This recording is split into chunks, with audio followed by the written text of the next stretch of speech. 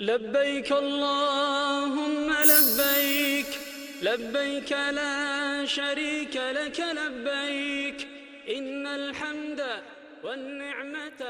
Bismillahirrahmanirrahim. Wassalatu wassalamu ala Sayyidina Muhammadin wa ala alihi wa sahbihi ajma'in. Welcome to the last episode in this series where we reflect and ponder on a few lessons, just very few, or just glimpsing the surface, as they say, of the days of Dhul Hejja and of the beautiful ritual of Hajj. And so, what is the lesson of today? The last lesson. The lesson of today is al-udhiyah, the sacrificial lamb or any kind of sacrifice that is done for the sake of Allah subhanahu wa ta'ala. It is one of the sunan of the Prophet ﷺ. It is a sunnah that even if you're not there in the Hajj, you can do wherever you may be. And you might ask yourselves, why is this sunnah so important? It is important because it is very beneficial for those that are less fortunate.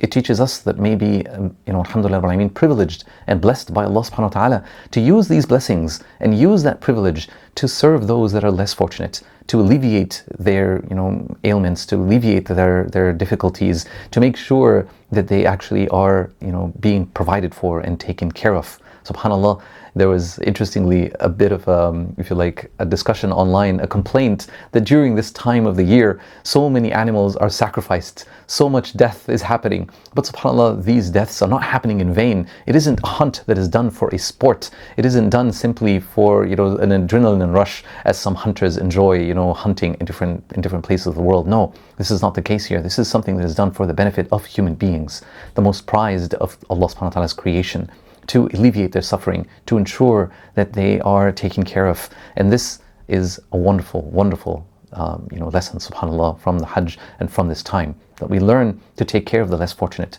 that we learn that our Islam isn't something that we just have in our hearts. It should be manifest in our action, in our behavior, by taking care of those that are in need, by being there for them. By taking care of others, we actually are reaping so much reward from Allah subhanahu wa ta'ala, because Allah subhanahu wa ta'ala says that He, in a beautiful hadith, tells us that we are going to be taken care of by Allah subhanahu wa ta'ala as long as we take care of our fellow brothers and sisters. And so the udhiyah, the sacrifice, it is a sacrifice. There is money put, there is effort put, there is time spent, but it's done for the sake of Allah subhanahu wa ta'ala, when it's done purely for His sake, and it alleviates the suffering of those that are in need. And so we recognize from this, and we end this series with this note, that these blessed days are for us to incur good deeds as much as possible. As much as possible. Do good deeds as much as you can. They are blessed days after all. And of the most blessed of deeds is to sacrifice something that you hold dear. Do it for the sake of Allah subhanahu wa ta'ala, to alleviate the suffering of someone else, to take care of them, to be there for them, to have empathy for them.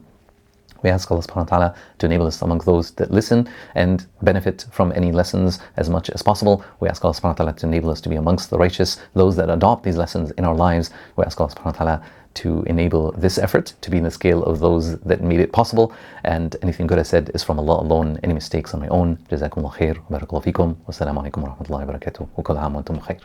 لبيك اللهم لبيك لبيك لا شريك لك لبيك إن الحمد والنعمة لك والملك لا شريك